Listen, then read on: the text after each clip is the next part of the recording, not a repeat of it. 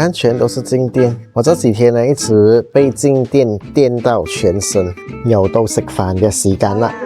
嚟到一個廣州呢，竟係要試下一個煲仔飯噶啦，一個順德煲仔飯，同我哋嘅亞煲雞飯係唔一樣嘅。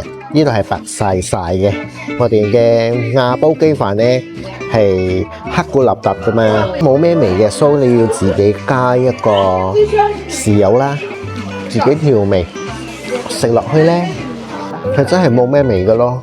但係呢，佢有一個叫咩？呢個叫做鍋巴，就是焦了的那個飯，非常的脆。那個焦了的飯呢，就非常的香。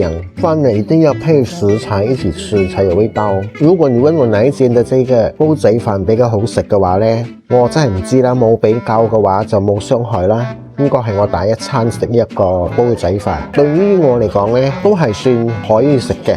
佢有好多嘅選擇啦，真係好多嘅選擇。一個呢係叉燒嘅，唔係蜜汁叉燒啦，味呢唔係咁重嘅，只有單單的叉燒呢，也算好吃啦。可能是因為我真的很餓了。